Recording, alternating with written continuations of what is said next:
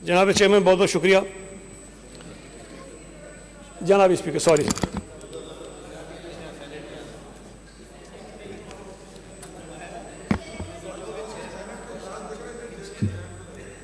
जनाब स्पीकर, ये यकीनन एक एजाज़ की बात है मेरे जैसे पॉलिटिकल वर्कर के लिए कि आइन की 50 साल जो तकरीबात हैं उस हवाले से सिंध असम्बली में करारदाद पर बात करने का मौका मिला। करारदाद तो थी बुनियादी तौर पर आइन बनाने वालों को खराज अकीदत पेश करने के लिए, एक ऐसा डॉक्यूमेंट जो इस मुल्क को यकजा करने की ज़मानत है। और यहाँ बातें बहुत हुई, लेकिन जितनी सहूलियात और जितना फास्ट जस्टिस इनकी जमात के रहनुमाओं को मिल रहा है वो भी इस आइन के ज़रिए मिल रहा है। अगर ये 1973 का आइन आज फील्ड में ना होता और कोई मुशर्रफ और ज़िया जैसा आमिर बैठा होता, और उस वक्त अदालतें क्या करती थीं, सियासी कारकुनों के साथ, सियासी क़यादतों के साथ क्या होता था, वो आप भी जानते हैं और चांडियो साहब का आपने जिक्र किया वो भी जानते हैं, और यहाँ कुछ और पुराने उस वक्त के लोग बैठे हैं जिन्होंने उन हालात को भुगता है जब इस आइन को उठाकर फेंक दिया गया था और किसी और तरह से उनको ट्रीट किया जाता था। यहाँ सर इस पर तो बहुत देर बात हो सकती है, लेकिन मैं बहुत मुख्तसर करके बात करूँगा। सर इसमें एक हलफ है जो हर रुकन असम्बली, सेनेट, कौमी असम्बली, वज़ीर सब लेते हैं, हज जज भी लेते हैं, सदर भी लेते हैं, वज़ीर आज़म भी लेते हैं। लेकिन जो हमारा MPA का ओथ है, मैं सिर्फ सर इसकी आखिरी की लाइन पढ़ देता हूँ। वो कहता है, and that I will preserve, protect and defend the constitution of Islamic Republic of Pakistan. और ये वो लाइन है जो इस मुल्क के तमाम जो अहम ओहदों पर फाइज अफराद हैं, जब वो हलफ लेते हैं तो ये लाइन उनके हलफ का ज़रूर हिस्सा होती है, सिवाय एक चीज़ के सर। अगर मैं, क्योंकि वो जजेस पे बात करना नहीं चाह रहा था, लेकिन चूंकि इन्होंने उमर अतिया बंदाल साहब की बड़ी तारीफ़ की है तो मेरी जिम्मेदारी बनती है कि वो भी थोड़ी सी मैं वजाहत कर दूँ। सर जो जजेस का ओथ है उसमें बहुत सारी चीज़ें हैं, लेकिन एक चीज़ जो है वो बाकी जो ओथ लेते हैं उनसे मुख्तलिफ है, और वो ये कहता है that I will abide by the code of conduct issue by the supreme judicial council. जजेस का जो ओथ इस आइन के अंदर मौजूद है, उस हलफनामे में लिखा हुआ है कि मैं सुप्रीम जुडिशियल काउंसिल की जानिब से दिए जाने वाले कोड ऑफ कंडक्ट को फॉलो करूंगा, अबाइड करूंगा। और ये मैं पढ़ना नहीं चाहता हूँ, बहुत तफसीली है, कोड ऑफ कंडक्ट भी मेरे हाथ में है। अगर इसको आप पढ़ें, जो इस आइन का हिस्सा है, जो इसको वायलेट करता है वो आइन को वायलेट करता है। हमारे बहुत सारे जजेस जिनमें इफ्तिखार चौधरी हैं, साकिब निसार हैं, गुलजार अहमद साहब हैं, जो कुछ उन्होंने चीफ जस्टिस के मनसब पर बैठकर किया, एक नहीं, इस कोड ऑफ कंडक्ट के कई सेक्शंस हैं, कई ऐसी चीज़ें हैं जिसको खुल्लम खुला उन्होंने वायलेट किया। वो चीफ जस्टिस ऑफ पाकिस्तान के ओहदे पर बैठकर आइन को वायलेट करते रहे।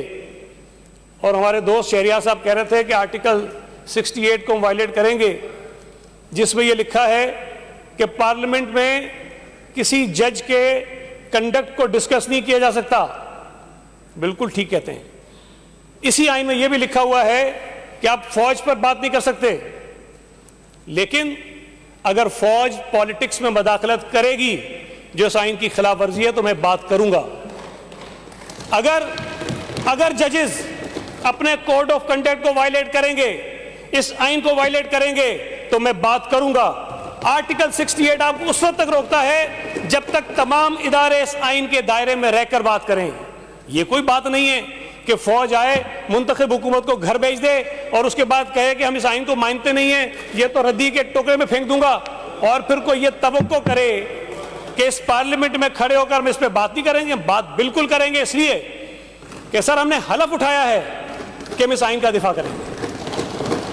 कोई जज हो, कोई जर्नल हो, कोई साफी हो, कोई ब्यूरोक्रेट हो, कोई शख्स हो, अगर वो उस आइन की खिलाफ वर्जी करेगा हम उस पर बात करेंगे। पाबंदी उस वक्त तक है जब तक वो इस आइन का पाबंद है। ये जिस जजमेंट की तारीफ कर रहे हैं जनाब, उस जजमेंट पर हम नहीं बोल रहे, सुप्रीम कोर्ट के जजेस बोल रहे हैं। और जजेस भी कौन बोल रहे हैं जनाब? जजेस भी कौन बोल रहे हैं? जो गैर मुतनाज़िया हैं। मुझे बताइए कि मंसूर अली शाह, जस्टिस मंसूर अली शाह कौन है पाकिस्तान का आदमी जो उसकी क्रेडिबिलिटी पर उंगली उठा सके? जस्टिस जमाल मंदोखेल पर कौन बात कर सकता है? अतर मनल्लाह तो इनका फेवरेट और पसंदीदा था। हमारे बहुत इख्तिलाफ होते, जज अच्छा है, ऑनेस्ट जज है, कौन उस पर बात कर सकता है? काजी फाइज साहब पर आप 10 एतराज करें, आप तो निकालने लगे थे, रेफरेंस फाइल कर दिया था आपने उसके खिलाफ, जो बाद में आपका सदर भी कहता है कि मैंने गलत किया, आपका वजीर आजम भी कहता है कि मैंने गलत किया। आपने रेफरेंस फाइल किया था उसके खिलाफ, इसलिए कि वो आपको पसंद नहीं था, वो आपको पसंद नहीं था, तब वो ठीक था। आपने उसकी बीवी को अदालतों के चक्कर लगवाए, आपने उसकी बीवी को एफबीआर के चक्कर लगवाए, आपने उसकी बीवी को अदालत के सामने खड़ा कर दिया। उस वक्त कोई किसी को ख्याल नहीं आया कि ये आइन क्या कहता है जजेस के लिए। आज अगर सुप्रीम कोर्ट के 4 जजेस ये कह रहे हैं कि ये जो पीटीआई के पसंदीदा 3 जजों का बेंच है, उनका जो फैसला है वो माइनॉरिटी का फैसला है, वो कहते हैं वो 3 जजेस का फैसला है। हम नहीं कह रहे, जजेस कह रहे हैं। अब अगर सुप्रीम कोर्ट के 4 जजेस ये कहें कि जनाब ये फैसला नहीं है, फैसला वो है जो हमने कहा है, आता हूं 90 दिन पे भी आता हूं, ठहर जाओ, आता हूं, अरे आ रहा हूं, ठहर जाओ उस पर भी। आप अगर उन 4 जजेस की भी नहीं सुनेंगे तो फिर वो जो 3 जज आपके पसंदीदा हैं वही चलाएंगे पूरी अदालत को। जनाब, गुजारिश सिर्फ इतनी है, इस मुल्क में जो सियासी बहरान पैदा हुआ है, बताता हूं किसी वजह से। सर, इन्होंने बहुत सारे आर्टिकल पढ़ दिए, इसके अंदर ये है, इसके अंदर ये है, इसके अंदर ये है, सारी चीजें ठीक थी, सब लिखा हुआ है, लेकिन एक इसमें आर्टिकल 5 है सर, एक लाइन का है, जिसको बुनियाद बना के उन्होंने वोट ऑफ नो कॉन्फिडेंस को उड़ाया था। आर्टिकल 5 वो कहता है loyalty to the state is the basic duty of every citizen. रियासत से वफादारी हर शहरी का बुनियादी फर्ज है, जिम्मेदारी है। आज इस मुल्क में जो मईशत की बर्बादी है, जो अदलिया का बहरान है, जो सियासी अदम इस्तेहकाम है, उसका जिम्मेदार कौन है? एक आदमी है जो आर्टिकल 5 की वायलेशन कर रहा है। इसलिए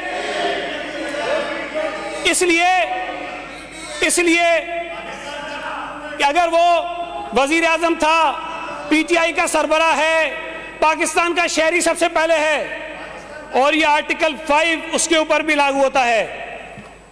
इस रियासत की वफादारी अवलीन और बुनियादी फर्ज हम सबका। यहां कभी अमेरिका को दिखाकर यहां भौचाल मचाते हैं, कभी बाजवा को गालियां देके यहां भौचाल मचाते हैं, कभी इलेक्शन कमीशन को बुरा भला कहकर यहां भौचाल मचाते हैं, कभी मीडिया को किराए का टट्टू कहकर यहां भौचाल मचाते हैं, कभी अदालत में अगर कोई फैसला इनके खिलाफ आ जाए तो जजों को गालियां देकर यहां भौचाल मचाते हैं। और अगर इस्टेब्लिशमेंट इनकी सरपरस्ती छोड़ दे, गैर आईनी काम जो कर इनको हुकूमत में लाए, उन्होंने अपना वो गैर आईनी काम तस्लीम किया। जनरल परवेज बाजवा ने खड़े होकर अपनी आखिरी तकरीर में तस्लीम किया कि हां ये गलत काम हमने किया, और पता नहीं कौन से महीने में 2022 में हमने तय कर लिया कि हम ये नहीं करेंगे, हमने अपने आप को बाहर निकाल दिया।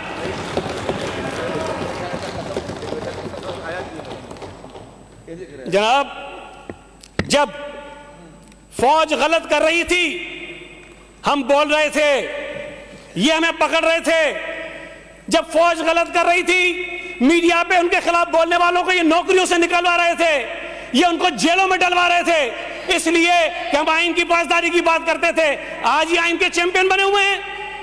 आज जब फौज कहती है कि हम सियासत से बाहर हैं, हमें मत धकेलो, इमरान सुबह शाम बैठ के कहता है कि आओ मेरी उसी तरह सरपरस्ती करो वरना मैं तुम्हें गालियां दूंगा, वरना मैं तुम्हें गालियां दूंगा। ये इनकी प्रॉब्लम क्या है? इनकी प्रॉब्लम ये नहीं कि आइन की बलादस्ती हो, इनका मसला ये है कि कुछ भी करो, इलेक्शन में धांधली करो, आरटीएस को बिठा दो, हमारे मुखालिफों को जेलों में डाल दो, हमें दोबारा हुकूमत में लेकर आ जाओ, और हमारे अपने सर ये कसम उठाए सारे। इनकी पेशियां नहीं करवाते थे ये फौजियों के सामने कि सेनेट का वोट आ रहा है, इनको बोलो जी हमारे आदमी को वोट दो। अपने लोगों को, इनके एमएनएस को असेंबली में पेश करवाया जाता था कि बजट के ऊपर वोट करवाओ, खुद नहीं बोलते थे, फौजियों से कहलवाते थे इनको। ये बात करते हैं आइन की बालादस्ती की। आज जब फौज निकली उस सिस्टम से बाहर, जो हमारी जंग थी, जो हमारी जद्दोजहद थी, हम ये कह रहे थे कि फौज को बाहर निकलना चाहिए। आज जब निकले तो ये दोबारा उनके पैर पकड़ को घसीट रहे हैं कि वापस आ जाओ। रोज बैठ के कहता है मेरा तो फोन कोई नहीं सुनता, मेरे से तो बात कोई नहीं करता। और भाई बात कर रही है शहबाज शरीफ से करो, बात कर रही है बिलावल भुट्टो ज़रदारी से करो, बात कर रही है मौलाना फजल रहमान से करो। ये क्या बात हुई कि जी मुझे किसी फौजी जनरल से बात करनी है तो आर्मी चीफ से बात करनी है, तो DGISI से बात करनी है, और वो नहीं करना चाहते बात। अच्छा करते हैं नहीं करना चाहते बात। पॉलिटिकल आदमी हो, पॉलिटिकल फोर्सेस से बात करो। भाई तुम सही होंगे वो गलत होंगे, लेकिन बैठ के डायलॉग उनसे करो। लेकिन ये मिन्नतें क्या कर रहा है? लोग भेज रहा है, आज भी मिन्नत तरले करवा रहा है कि बैठ के मेरे साथ बात करो, मुझे रास्ता दो, मैं दोबारा आ जाऊं। कभी कहता है कि गद्दार हैं, कभी कहता है कि मीर जाफर हैं, कभी कहता है कि मीर सादिक हैं, कभी कहता है कि न्यूट्रल हैं, कहता है कि न्यूट्रल जानवर होते हैं, फिर कहता है कि नहीं ये सब ठीक है, ये सब ठीक है। मतलब बात यह है कि अगर इस मुल्क में, सर मैं अल्हम्दुलिल्लाह रोजे में भी हूं, वुजू में भी हूं, सर हम ये चाहते हैं कि इलेक्शन हो और फ्री और फेयर हो, और इनको मौका मिलना चाहिए इलेक्शन लड़ने का, इसी तरह से, उस तरह से नहीं जिस तरह इनको जितवा रहे थे, हमारे और आपके हाथ बांधे हुए थे, MQM की सीटें छीन के ले गए थे, नून लीग के लोग ले गए थे, हमारे लोग ले गए थे पंजाब से। उस वक्त ये बड़े खुश हो रहे थे, आज इसको ला रहे हैं, आज उसको ला रहे हैं, सभी आ रहे थे, कर रहे थे। हम ये नहीं चाहते, हम कोई नहीं चाहते कि इनके बदले तोड़कर कोई हमें दे, हम नहीं चाहते कि हमारे बैलेट बॉक्स कोई और भरे, हम नहीं चाहते कि दांडी से जितवाएं, इलेक्शन करवाएं, फ्री फेयर करवाएं, और उसके बाद ये जीते इनको दे दे, कोई और जीते उनको दे दें, उस तरह होना चाहिए। दूसरी बात, सर 90 दिन की बात ये कह रहे हैं, इन्होंने खुद अभी एक बात कही कि इस असेंबली की अक्सरियत अगर ये चाहती है असेंबली टूट जाए तो तोड़ देनी चाहिए, हिम्मत पैदा करें, तोड़ देनी चाहिए। खुद का अभी का परवेज इलाही ऑन रिकॉर्ड है, उसने कहा कि पंजाब असेंबली की अक्सरियत ये कहती है कि असेंबली मत तोड़ो। अब मुझे बताइए कि कहां लिखा है आइन के अंदर कि इमरान खान असेंबली तोड़ सकता है? कहां लिखा है कि इमरान खान असेंबली तोड़ सकता है? इमरान खान को कोई हक नहीं पहुंचता। जब पंजाब असेंबली की मेजॉरिटी ये कह रही थी कि जनाब असेंबली नहीं टूटनी चाहिए, उसके बाद चलें, ये अदालत में गए, सर अदालत में गए, गलती इनसे कहां हुई है? ये खुद आके फंसे हैं, गलती कहां हुई है? लाहौर हाई कोर्ट गए, वहां से एक ऑर्डर इनको मिला, लेकिन तसल्ली नहीं हुई, इसलिए कि नकवी साहब का ऑर्डर चाहिए था ना, वो जो बैठा है इस्लामाबाद में, तो सुप्रीम कोर्ट में, उसका ऑर्डर चाहिए था। उसको फोन गया, भाई फोन तो वो ऑडियो रिकॉर्डिंग आई हुई है, परवेज इलाही की रिकॉर्डिंग है, सुप्रीम कोर्ट बार के सदर की रिकॉर्डिंग है कि जी केस वहां लगवाओ, ये रिकॉर्ड की बात है। वहां केस लगवाया, केस क्या है कि जी वो CCPO लाहौर जो है उसका ट्रांसफर गलत हो गया, वो केस लगता है नकवी साहब के पास, ऑर्डर ये हो जाता है कि जनाब ये तो इलेक्शन नहीं हो रहे हैं, इस पे सोमोटो ले लो। चीफ साहब जो तैयार बैठे थे उन्होंने सोमोटो ले लिया, बेंच बना दिया। अब अगर उस बेंच में जाकर तुम फंस गए हो, और भाई तुम फंसे हो खुद, नकवी ने फंसवाया तुम्हें, उससे जाके बात करो जिससे लेन देन किया था, ट्रक जिसके लिए बाहर खड़ा किया था, उस ट्रक का पूछो उससे। सर असल प्रॉब्लम यह है कि अदालती फैसले लेने के चक्कर में ये फंस गए बुरी तरह से।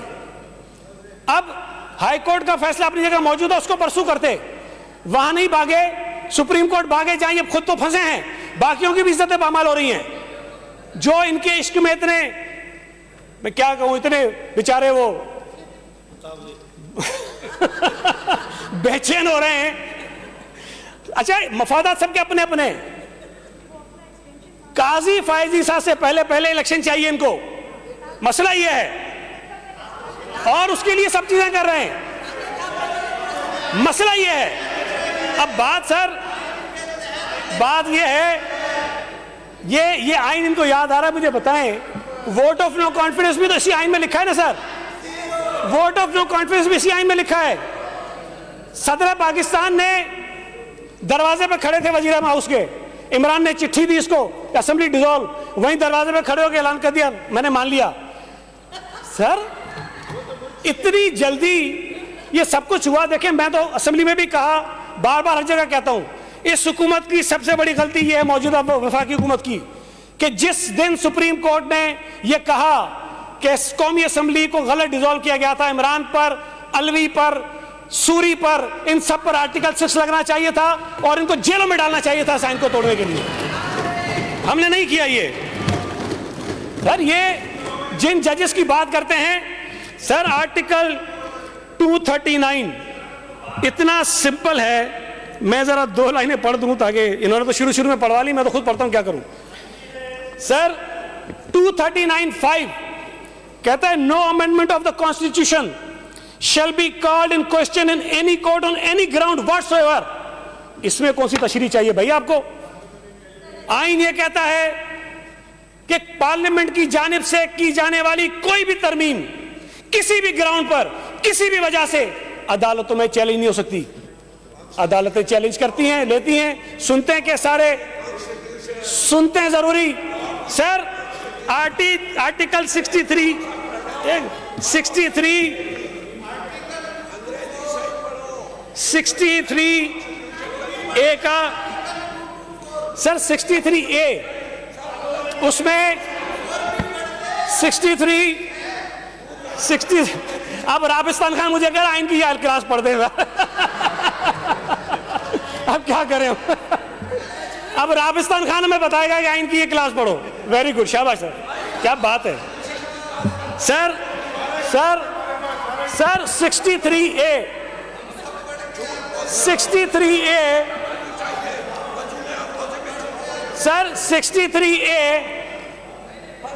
60 यार आपको बोल भी कुछ नहीं सकता, आपकी सेहत ठीक नहीं, आराम करें थोड़ा सा। सर 63 यार, एक सर आप जो बोले इनको बोलने दें, इनको मदद में। सर 63A का जो बी है, जो बेसिकली डिस्क्वालिफिकेशन वाली क्लॉज है, वो कहता है, if a member of a parliamentary party composed of a single political party in a house, B क्या कहता है, वोट्स और abstains from voting in the house contrary to any direction issued by the parliamentary party to which he belongs. कोई भी member अगर vote करे या गैर हाजिर हो जाए, 3 मौकों पर जो मैं इसमें मेंशन किए हुए हैं, पार्टी की हिदायत के बरखिलाफ, तो पार्टी लीडर उसको शोकाज करेगा, उसकी हेयरिंग करेगा और उसके बाद डिस्क्वालिफिकेशन का प्रोसेस शुरू हो जाएगा। बड़ी आसान से अंग्रेजी लिखी जो मेरे से बेवकूफ आदमी की समझ आ गई है। सर ये तशरीह इनके जो वो 3 पसंदीदा जजेस हैं, उन्होंने ये कहा कि जनाब ये वोट होगा ही नहीं, उसका वोट ही नहीं होगा। अच्छा, उसके बाद चले ठीक है, नहीं होगा, एक दफा ये भंड मार दिया, वोट नहीं होगा, इन्होंने हमजा शहबाज शरीफ को हटवा दिया। उसके बाद जब परवेज इलाही को बनाना था तो उनके पार्टी लीडर ने कह दिया कि हमारे जो 10 लोग हैं वो वोट नहीं करेंगे। अच्छा, स्पीकर ने फिर उनके वोट जब मुस्तरद कर दिए, फिर वही 3 लोगों का बेंच वो कहता है नहीं, ये जो 10 वोट मुस्तरद हुए गलत हुए। फिर कहता है 11 बजे इजलास करो और वोटिंग कराओ और 12 बजे हलफ लो, और अगर गवर्नर हलफ न ले तो सदर पाकिस्तान हलफ ले। हर चीज इनको बना के दे दी। सर आप ये चाहते हैं कि इस किस्म के जजेस जो हैं उन पर यहां बात न करें, जो आइन को वायलेट करते हैं, जो तशरीह के नाम पर आइन को रीराइट करते हैं, जो तशरीह के नाम पर अपनी जो जाती पसंद, उनकी सियासी जो उनका जो मोहब्बत है, जो इश्क है किसी के साथ, उसका इजहार करते हैं। ये कैसे हो सकता है कि हम उसको बर्दाश्त करें? भाई सुप्रीम कोर्ट पीटीआई के लिए नहीं बनी है। सुप्रीम कोर्ट इस मुल्क की कोर्ट है। और सुप्रीम कोर्ट 3 जजेस हैं, एक जज का नाम नहीं है। सुप्रीम कोर्ट में 17 जजेस हैं, उन जजेस पर मुश्तमिल कोर्ट है। कोई एक जज अगर किसी के इश्क में मुब्तला है तो हो, हमें कोई एतराज नहीं है, लेकिन इनके इश्क में मुब्तला होने की वजह से इस आइन को वायलेट ना करे। क्या हुआ? अच्छा सर, अब मसला सिर्फ देखें, पीपल्स पार्टी ने जितना आमिरों को भुगता है, जितना आमिरों से हम लड़े हैं, इस आइन की बालादस्ती के लिए, पार्लियामेंट की बालादस्ती के लिए हमने जितनी, हमारी पार्टी ने, हमारी क़यादत ने जितनी कुर्बानियां दी हैं, इनको तो अभी खराश भी नहीं आई। सर अल्लाह करे महफूज रहे सारे, इनको खराश भी नहीं आई है, इसी में चीखें निकली हुई हैं। बराए मेहरबानी, जी आइन के मुताबिक ही होगी, लेकिन जो आप चाह रहे हो ना कि फौज आ जाए, सरपरस्ती कर ले, धांधली करवा ले, हमें जितवा दे, फिर हमें चलवाए भी ना, जिताने में भी मुतमईन नहीं होते हैं, फिर ये कहते हैं कि हमें चलाए भी।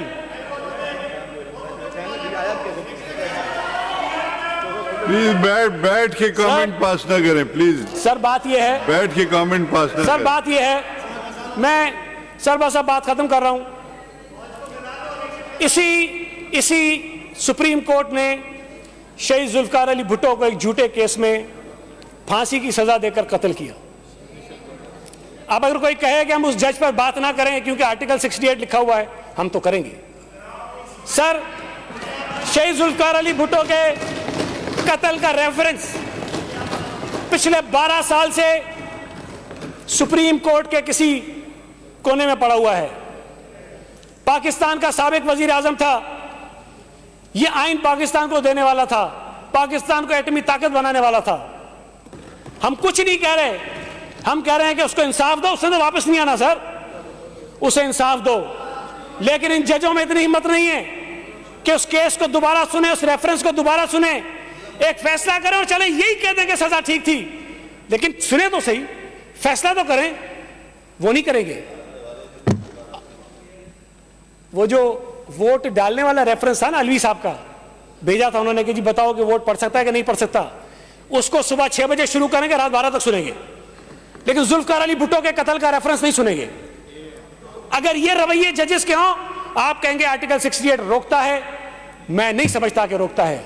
आर्टिकल 68 आपको बिल्कुल रोकता है उन जजेस पर बात करने के लिए जो आइन के तहत अपना काम चलाते हैं, जो आमिरों के कासालेस नहीं बनते हैं, जो आमिरों को आइन में तरमीम का इख्तियार नहीं देते हैं, हम उन पर बात बिल्कुल नहीं करेंगे। लेकिन अगर कोई आमिर को कह दे कि तू आइन में जाके तरमीम कर दे, तो भाई मैं तो बात करूंगा उस जज के ऊपर, इसलिए कि वो पाकिस्तान का नहीं, इस कौम का मुजरिम है। जनाब, यहां बंदियाल साहब की तारीफ की सिर्फ एक मिसाल देकर खत्म करता हूं बात अपनी।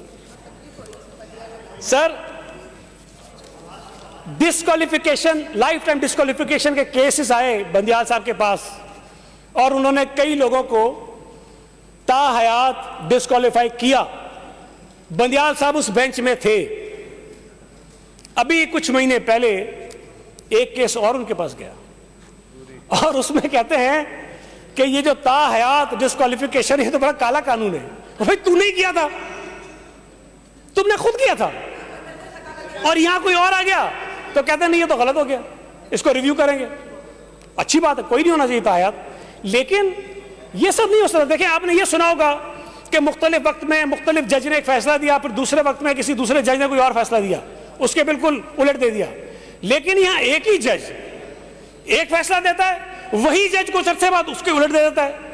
63A की मिसाल आपके सामने है, ये लाइफ टाइम जो डिस्क्वालिफिकेशन है उसकी मिसाल आपके सामने है। ये सारी चीजें अगर इस तरह होती रहेंगी, अदालतों को तमाशा हम नहीं बना रहे, हमें तो दुख हो रहा है, तकलीफ हो रही है। सुप्रीम कोर्ट ऑफ पाकिस्तान हो या हाई कोर्ट ऑफ पाकिस्तान के, ये गैर मुतनाज़ होने चाहिए। बराए मेहरबानी जो लोग आपके वोटर हैं, जो जजेस हैं, उनकी फैमिलीज आपकी वोटर है, वो हों, उनको बोलो जब कुर्सी पर बैठो जज की, तो फिर ये दिमाग से निकाल दो कि मेरी बीवी और बच्चे तुम्हें वोट करते हैं। उनको इंसाफ करना चाहिए, आइन के मुताबिक करना चाहिए, सामने कौन खड़ा है उससे फर्क नहीं पड़ना चाहिए। यहाँ पीपल्स पार्टी का आदमी जाएगा तो 2-2 साल जमानत लगेगी, और इनके लिए ठकाठक जमानतें। ऐसी अर्जेंट सर बरक रफ्तार जो है वो इंसाफ का जो है वो मिसाइल जारी है। इस तरह नहीं होता, ये बुरी बात होती है। हमें अदालतों को गैर मुतनाज़ा करना है। हमने अदालतों में जो कुछ हो रहा है, अल्लाह ने चाहा तो इंशाअल्लाह ताला इस जो झगड़ा है जुडिशरी का अपना, हमें उम्मीद है कि इस झगड़े का अच्छा नतीजा निकलेगा और ये जो फेवरेट जजेस हैं किसी के, उनको हक नहीं पहुंचता कि वो उस कुर्सी पर बैठें। रिटायर हो जाएं, निकल आएं, इस्तीफा दे दें, रेफरेंस होना चाहिए, बाहर जाएं, ज्वाइन कर लें, आपके एमएनए बने, एमपीए बने, आके बैठे असेंबली में, मजे करें भाई, आप उनको पसंद हो। लेकिन कुर्सी अदालत में बैठ के ये चीज़ें नहीं हो सकती। सर मैं सिर्फ एक शेर मुझे याद रहता नहीं है, बड़ी मुश्किल से मैंने लिख लिया है, जुर्म अगर वतन की मट्टी से मोहब्बत, ये जुर्म सदा मेरे हिसाबों में रहेगा।